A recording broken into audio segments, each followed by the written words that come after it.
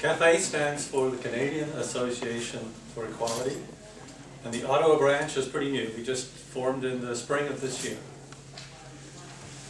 You can join as a member. It's $60 a year, and one of the benefits is that you get in for half price to all of our events, and another would be that you would get in free on the night that you join. You also, of course, get onto our mailing list. We encourage you to just join our mailing list, even if you don't want to pay the membership fee. We will let you know about upcoming events. We'll be passing around a sign-up sheet, so please give us the information. We are a registered charity. Our slogan is equality means equality for everyone. And we tend to focus our work on boys and men, simply because they are the ones that tend to get overlooked in most of the other equality initiatives. Our next event, which will be early in the new year, I don't think we have it. Have we got it scheduled yet, Janice? We do, but I can't, it's end of January or early February, I'm sorry. Okay, end of January, early February will be Paul Nathanson. And Paul Nathanson is a university professor who is co-author of a series of books on the subject of misandry. Misandry being the hatred of men. His co-author is Catherine Young, and they have just come out with the fourth book last month called Replacing Misandry, How to Get Beyond. Our speaker this evening is Barbara Kay. Barbara graduated from the University of Toronto in English literature and language, and with an MA. She has taught in Concordia University and various CEGEPs in Montreal, literature and composition. She's been a weekly columnist for the print edition of the National Post since 2003. And she also has online blogs and articles in the Post's opinion blog, which is called Full Comment.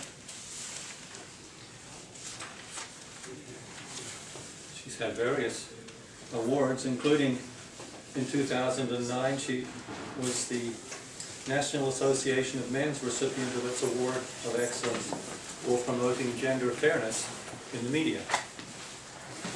Barbara also received a Diamond Jubilee Medal for excellence in journalism. She's the author of 3 books, and she's a member of a number of boards and volunteer associations. She's here from Montreal today. I had the pleasure of reading this afternoon a number of her articles. And I want to give you a personal assessment. People who can think independently are rare. I don't know why they're rare, but they're rare. People who can think without ideology, without stuckness, from premises to conclusions, I think are a national treasure. No, let me correct myself. They're an international treasure. We need them very much. And so I'm very pleased to welcome this evening for your entertainment and edification, Barbara Kay.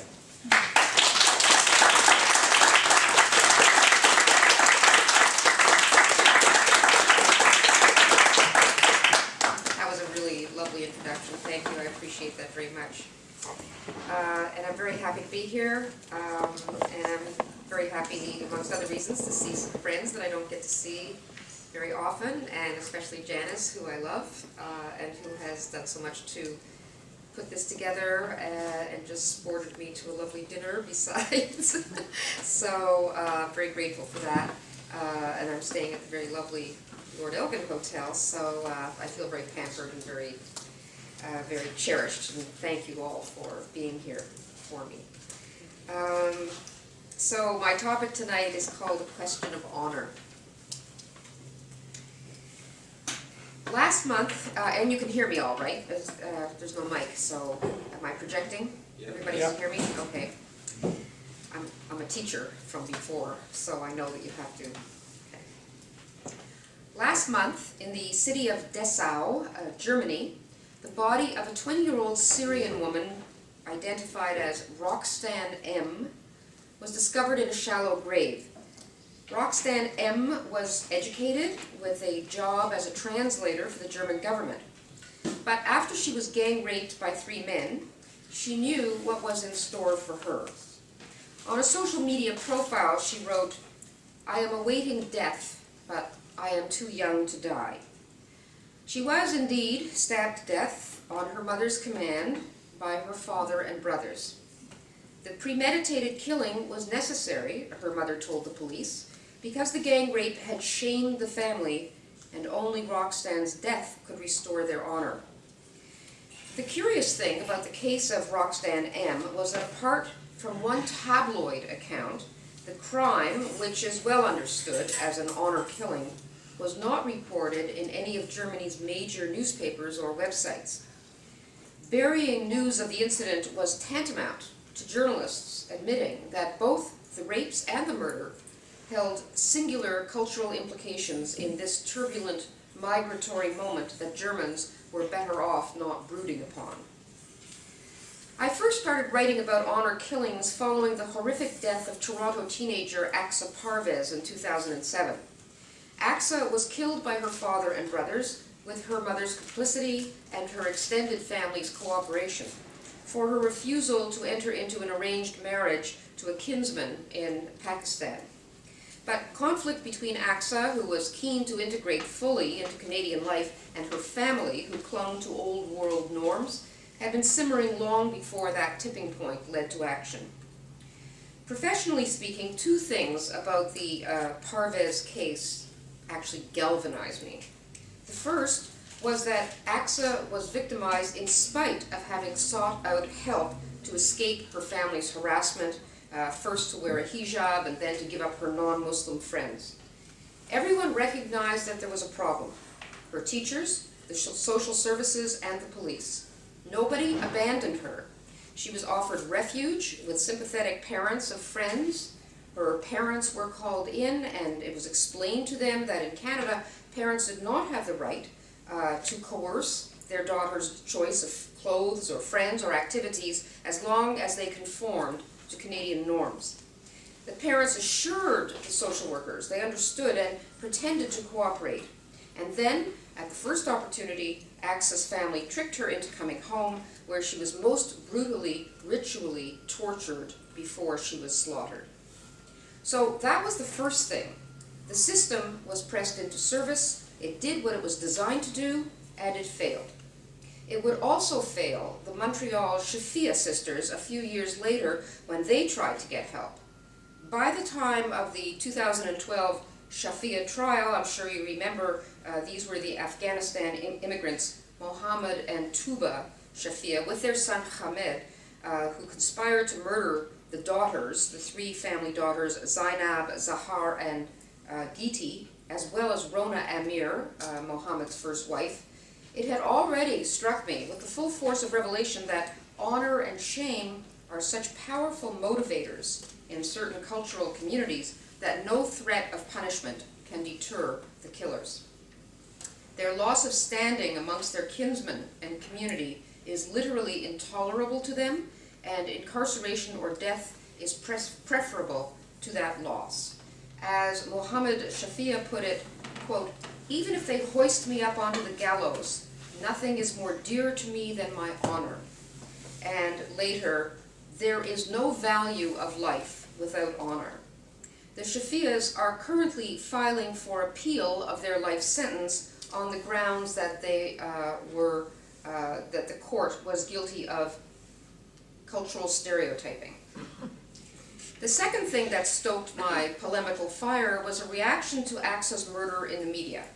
Almost as one, the liberal press swiftly labeled the killing an act of domestic violence and implied most firmly that it could happen to any young woman in Canada.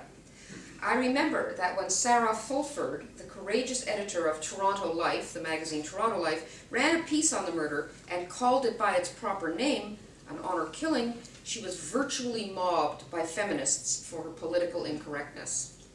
This really infuriated me.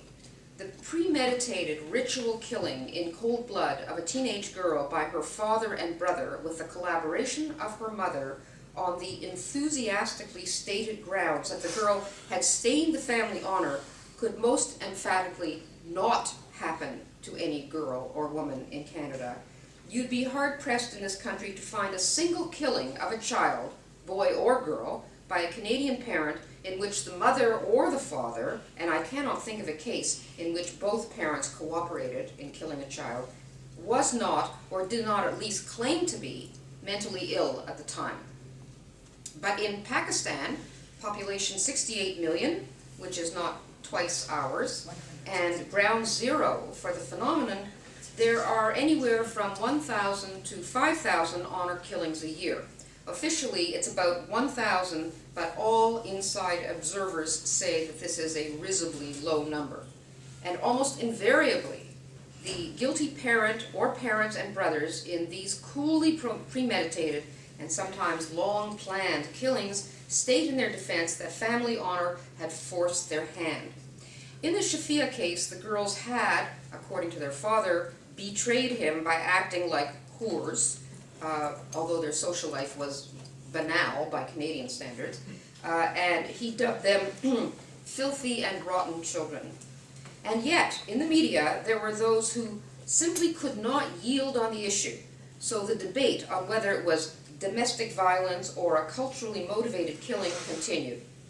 And on the domestic violence side, the claimants were, from what I read, the people I read, usually ideologues determined to force the square peg of multiculturalism into the round peg of feminism, the round hole of feminism, by glossing over the telling cultural details of Axa's murder with a condemnation of domestic violence as the product of a universal patriarchy, and Axa's murder and the Shafia girls too, merely an extreme example of domestic violence.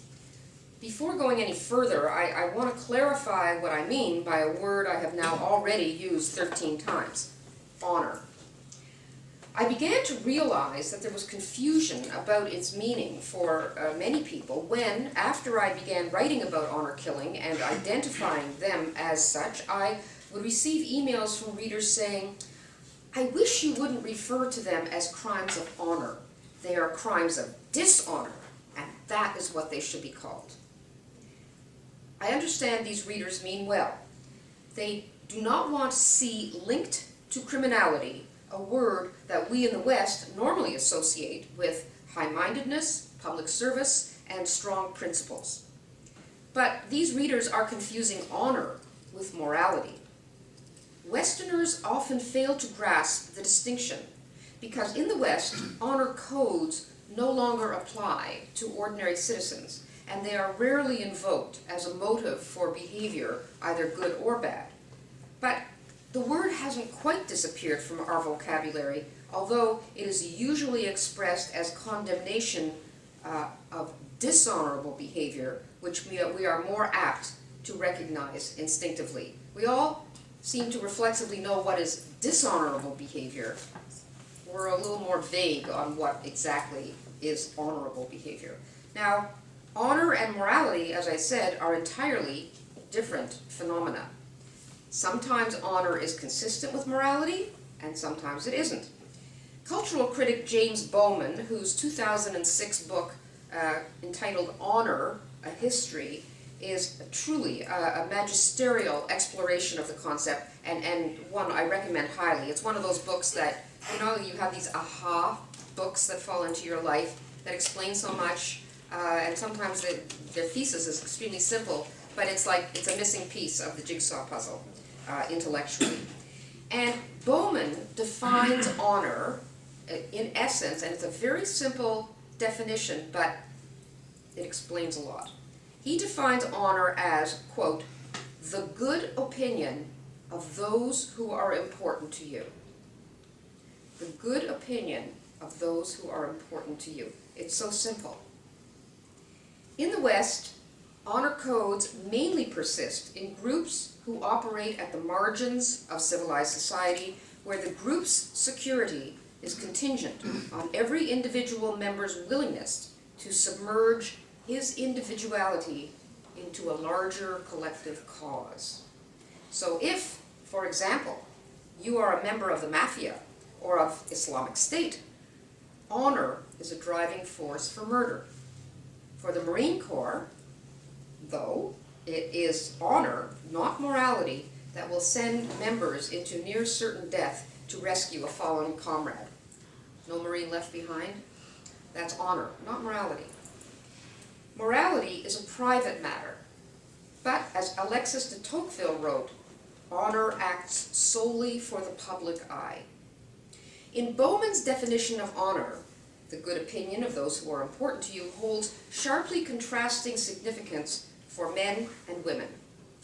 Honor for men, he says, is always related to physical courage.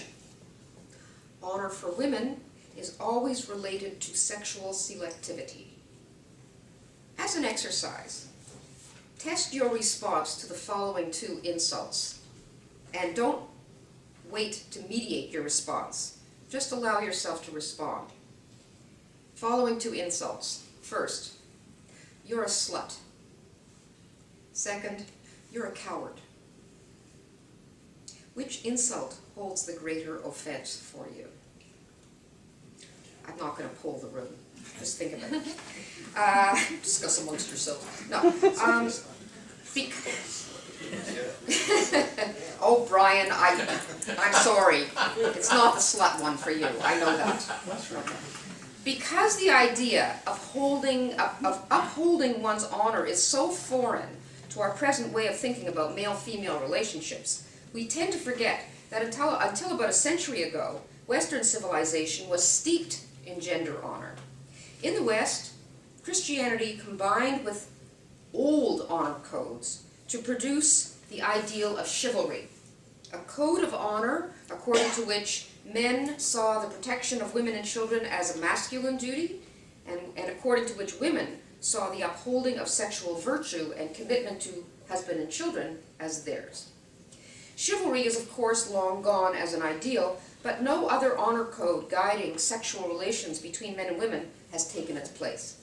That doesn't seem to concern our society, perhaps it should, but our lack of an honor code is threatening to people from other parts of the world for whom intact honor is still the sine qua non for self-respect and family status in the wider community. The chivalric code was benign in principle and often very positive in execution, but there was a dark side of chivalry, and it also flourished in the West.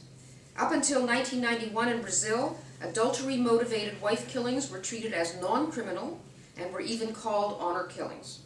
Nearly 800 of them occurred in 1 year. Until 1981 in Italy, honor was a legal defense for killing a woman, and fathers or brothers who killed their female relatives might only receive a 3 to 7 year sentence. Until the 1970s, under the Code Napoleon in France, a crime passionnel was a valid defense for murder in French law. Until 2009, in England, provocation, that is adultery, was a legal defense for men who killed their wives. A UN report in 2002 cited the penal codes of many non-Muslim countries, such as Argentina, Venezuela, Peru, and Ecuador, that allow for partial or complete use of a defense of honor in the killing of women. But on the whole, today, we must deal with the unpleasant reality that indulgence for honor killing, which in any case in the West was never the murder of children, rather of unfaithful sexual partners, has virtually disappeared in the West. Indulgence for it, I'm not saying the phenomenon has disappeared, only that our systemic indulgence for it has virtually disappeared in the West, but is indeed a problem elsewhere. Honor-motivated violence is not solely a Muslim problem. It is prevalent amongst Hindus, Sikhs, and even Christians in South Asia. But the overwhelming number of honor-motivated crimes do occur in Muslim-majority countries, sometimes supported in law. Article 340 of Jordan's Criminal Code, for example, stipulates that a husband or close blood relative who kills a woman caught in a situation highly suspicious of adultery will be totally exempt from sentence. Not demonstrating adultery, note, but only highly suspicious. For in honor cultures, even a rumor can be an incentive to violence. In 2011, a Punjabi father killed all 6 of his daughters because 2 of them were rumored to have been flirting with boys. The incident struck me with unusual force because it echoed an episode in a memoir on which I collaborated, Unworthy Creature,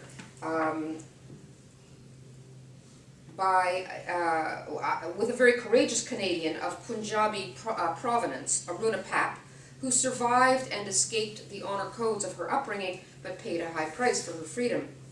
Aruna was the oldest of 6 daughters. There was eventually one son, thank God. I don't know what the family would have done without him, but she's a 2nd-generation Christian, Seventh-day Adventist. The story that this Punjabi father's wrath reminded me of began at a boarding school that she attended in her early teens that was run by white Seventh-day Adventist missionaries from Australia. One day she suffered an attack of appendicitis and there were no facilities at the school to deal with it. But when the headmaster brought her to her home in Delhi, he wanted to take her to the hospital but wanted to stop by her home to explain to her father what was going on. Her father was appalled because he was sure the only reason the headmaster would be bringing her from the school back home is because she had been caught in some compromising sexual behavior. In that case, her reputation, of course, would be ruined. Nobody would allow his son to marry her, and furthermore, none of her sisters would find husbands either. In his eyes, it would have been better for her to stay at school and die for lack of medical attention than to shame the family and compromise all the other girls' fortunes. And that was precisely the reason that the father in the news killed all his daughters, because the reputation of 2 of them was compromised. So therefore, all of them were damaged goods. Such terrible stories drive home the clear message that in honor-shame societies, like South Asia and throughout the entire Middle East, except Israel, of course, neither women nor men consider themselves individuals, or at least not individuals first, free to make decisions based on their own interests and desires, but as highly codified roles: mother, father, daughter, son, husband, wife, brother, sister, mother-in-law, father-in-law. All must play their part in this ancient, complex, and tightly wired performance matrix. If one steps out of character, the whole family dynamic is disrupted and breaks down. Honor resides in the sexual purity of the daughters. Deviation from female purity causes shame to the family. Only severe punishment of the offending female can redress the family honor. When Aruna finally had the appendix operation, and her father did allow it, but he invited several of his relatives to come to the hospital, not for comfort, but to ensure that they did not start any rumors themselves. The headmaster, who had been horrified by her father's indifference to Aruna's suffering, sarcastically offered the removed appendix to him as proof that she had a good reason to come home. But instead of recognizing the offer for the insult it was meant to be, Aruna's father happily accepted the appendix and carried it around in a little bag in his pocket, flourishing it at people when they asked about his daughter's health as a way of deflecting rumors about her virtue. One of the remarkable features of that story for me was that Aruna did not find her father's behavior at all wounding or irrational.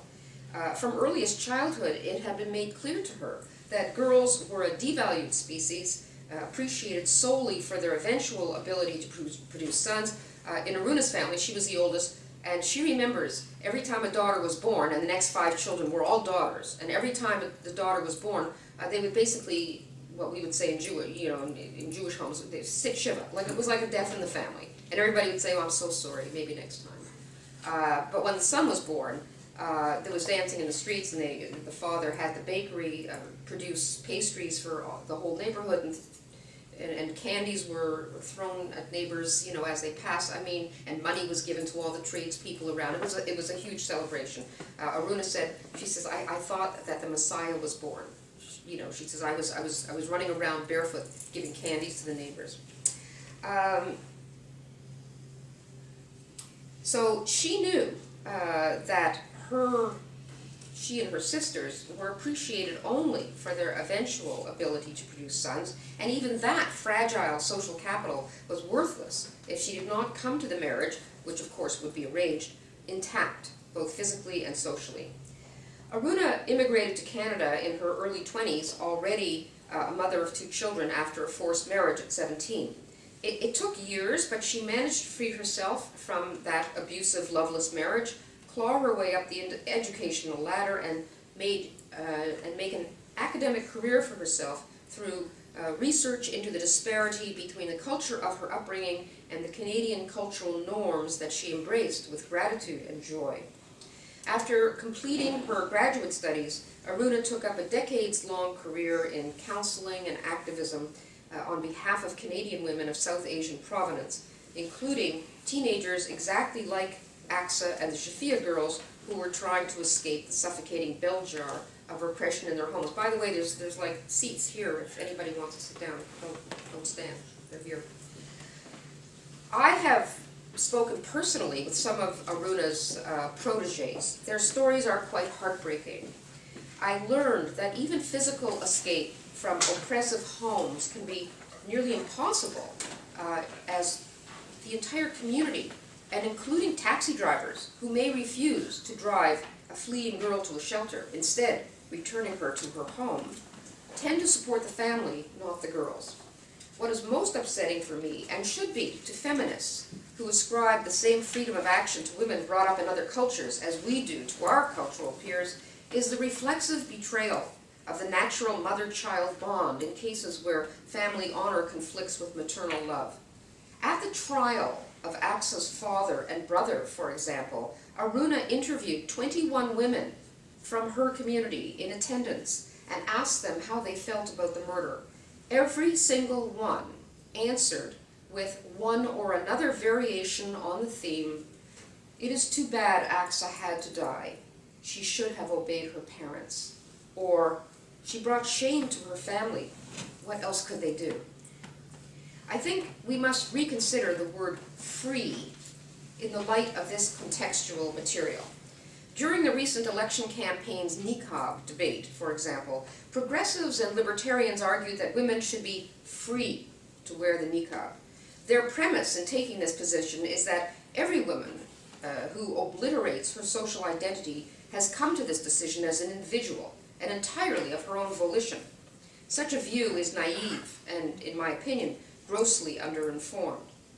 They are supported in this understanding by the very public and theatrical performances of a few confident Muslim women, such as Zunaira Ishaq, the citizenship ceremony poster girl in her fashionable Burberry style and leopard print coverage with matching masks, whom they take to be representative of all covered women. It does not occur to these champions of tolerance that a woman who is forced to wear the niqab, or who does not need to be forced because she accepts her social disappearance as appropriate and natural, is never going to make a public statement that she is wearing the niqab against her will. So, taking Ms. Ishaq as representative is a clear case of selection bias, something all educated observers and certainly journalists should beware of. It does not occur to them that the niqab, when deliberately politicized, as it was with this citizenship ceremony, kabuki dance, might be a strategically planned wedge to entrench its acceptance in Western societies as a constitutional or charter right. Some of its one flimsy part, I have made it a niche topic in my work. I feel more than the usual sense of urgency about it because my editorial board is stocked mainly by libertarians. They're not feminists, they're libertarians. And I stand almost alone in my public condemnation of it, in the public service, I should add, not in private. Over more than 5 years of pontification on the subject, I have failed to sway a single member of the editorial board to my opinion. That's a little discouraging, but I guess that's showbiz. So once more into the breach, just for the record. The niqab, we know, is no more an Islamic obligation than foot binding is a Buddhist obligation. It is a regional custom in both cases, and the niqab is no more a simple piece of cloth denoting modesty than the Confederate flag is a nostalgic homage to mint juleps. The Confederate flag has been removed from institutions in the South because of its symbolic freight. The niqab carries symbolic freight as well. Second-class citizenship, social apartheid, sexual degradation, chattel status, and draconian Sharia-prescribed punishments. According to feminist theory, which is Marxist in its template, all women everywhere suffer from the evil of the patriarchy, just as in economic Marxism, all workers suffer everywhere from the oppression of capitalism. If feminists were to admit the obvious, that male-female relations are a function of culture rather than a universal principle of oppressor and oppressed, they would have to admit that we here in the West are not living in a patriarchy anymore, and that women have achieved the major goals that feminism set out for them to achieve. Women made demands and men met them. Institutional misogyny has ended in the West. The patriarchy is not an ineluctable force in human affairs. It arose organically from conditions in tribal life, and while it persists in certain parts of the world, it has indeed withered in ours. If feminism had remained a reform movement, it would have dissolved by now, or at least the branches in this country. Just as, for example, the literacy reform movement in Britain disbanded with the passage of the Universal Literacy Act in 1885. The act did not guarantee that every child would become fully literate, but it guaranteed that every child would have the opportunity to become literate. Reform movements are content with institutional progress. Instead, feminism doubled down into a revolution. Revolutionary goals tend not to be satisfied with progress because they are utopian in nature. So progress is never enough when you're aiming for perfection. Of course, progress, mere progress, is never enough. And they tend to produce an industry of stakeholders who spring up to nurture it.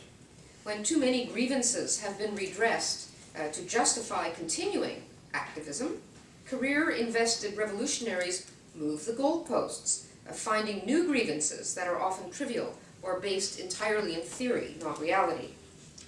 Male-female relations will never be perfect. There will always be a small minority of misogynists, all of whom, it seems, troll social media, making them seem far more numerous than they are. A small minority of abusive men, a small minority of controlling male partners.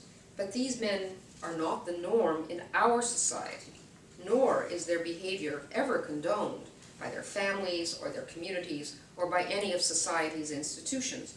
But if feminists were to admit that what is systemic in one culture is contingent in another, the feminist revolution would have lost its scapegoat, here at least, and feminists would have to admit that while the patriarchy exists and women are suffering from it, the patriarchy as a norm is elsewhere, and it's only here when elsewhere brings it with them. So in order to help women from patriarchal countries, and we should wish to help them, feminists first have to acknowledge that their situation is vastly different from our own.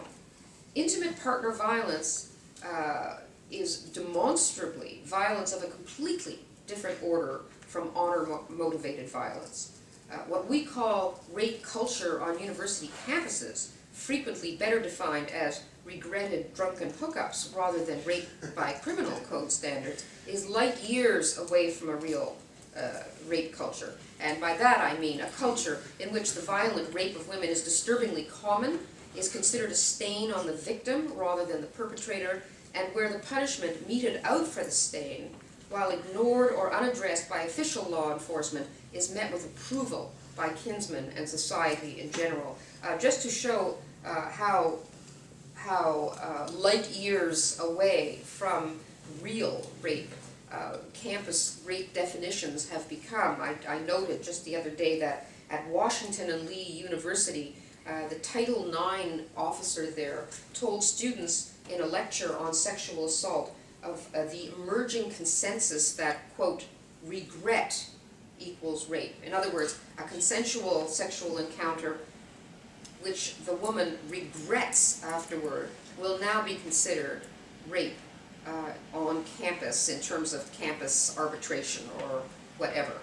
So, you know, this is so insulting. It's so insulting to women who actually are living in rape cultures that it's really, it should be a true embarrassment for the feminist movement to actually go along with this sort of thing with a straight face. Feminists must acknowledge, they would have to acknowledge, that sex selection abortion, always femicidal, reflects a systemically high valuation of males and a low valuation of women. In the West, sex selection abortion is rare, but when it happens, it is usually androcidal, killing of boys. There is a fringe group of women. They have a website where they commiserate with each other when they find out they want a girl so badly that if they find out that they're having a boy, many of them do abort because they are so disgusted at the idea of having a male child.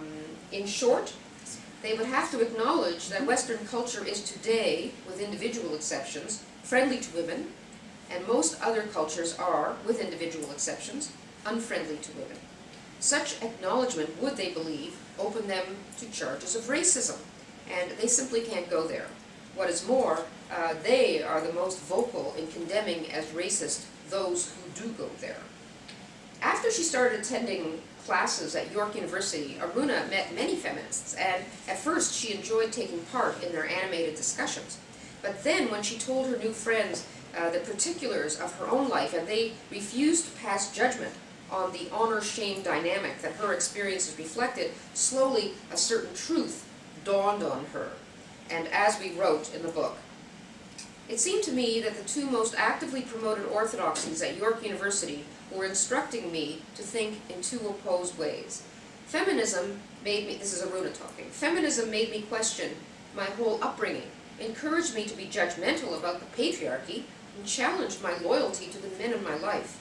Feminism told me I had to be strong and forthright and autonomous. But at the same time, multiculturalism, an equally prominent philosophy that Prime Minister Pierre Elliott Trudeau had decreed would be Canada's guiding principle for a just society, seemed to be telling me that judging the behavior of people from other cultures, other than Western Christian ones, was patronizing and elitist. Multiculturalism seemed to be telling me I should continue to live exactly as I always had, because inequality of value between men and women was part of my culture, and all cultures were deemed to be of equal value. What a paradox it all was.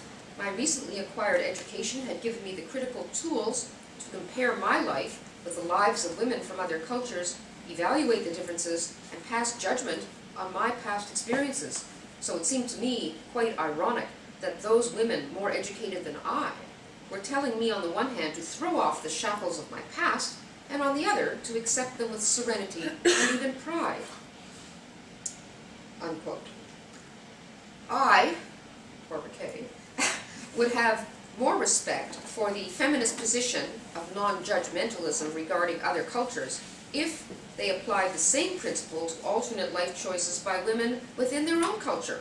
But here we find a double standard that demonstrates the soft bigotry of low expectations at the core of multiculturalism. The feminists did not judge brown South Asian Aruna and attempt to convert her to their program, but they did judge and try to convert white Western me. As Terry Corcoran, editor of the Financial Post, noted in a recent column about feminists like writer Margaret Atwood and former Supreme Court Justice Louise Arbour, who defend the niqab as a form of sexual liberation. How odd, how totally contradictory for a movement that has been largely intolerant of any suggestion that women who bore children and stayed home during the 1960s were doing so freely as a matter of personal choice. Bingo, he is spot on. We homemakers of my generation were told We only thought we were choosing home over careers freely. In fact, we were allegedly experiencing what is known in Marxist circles as false consciousness. That is, we had been brainwashed, and it was the duty of our feminist sisters to awaken us from our political slumber. The founder of modern feminism, Betty Friedan, told us we were living in social concentration camps. I can assure you, as a survivor of the homemaker trek, such an invidious comparison is beyond contempt. If my home was a concentration camp, what, pray, are the homes of women living under the regimes of the Taliban or the Saudis? The philosopher Hegel famously wrote, "The owl of Minerva spreads its wings only with the falling of the dusk." At the end of the day, we will all be wise enough to understand that the ideologies of feminism and multiculturalism cannot coexist in harmony. But will such wisdom come too late? Gang rapes have happened in our own culture, but they were always reported, or they were reported if they were known about, prosecuted and deplored by everyone. Gang rapes followed by honor killings of the victim were never part of our culture, but while we report them, and there have been 23 such honor killings in Canada, in which the perpetrators themselves said that was the motivation for their crime. There may have been others that we don't know about. But while we report them, and ordinary Canadians have no difficulty in seeing them for what they are, feminists and feminism-inspired liberal elites have difficulty calling them out as cultural anomalies. Will we one day, as is apparently happening in Europe and Scandinavia, see gang rapes followed by honor killings that go literally unreported, let alone unjudged for what they are, so that they do not, in the words of the Shafia murderers, culturally stereotype the rapists and the killers? What does the fact that I can even plausibly speculate on such a possibility say about our own culture? Nothing good. Feminists must choose between, on the one hand, an inflexible ideology and service to the ever-narrowing interests of their Western peers, and on the other hand, fidelity to reality and the expanding plight of women from misogynistic cultures. Tolerance of misogyny in the name of multiculturalism will inevitably lead to intolerance of tolerance in the name of a single culture, and it won't be ours, or what's left of it. Thank you.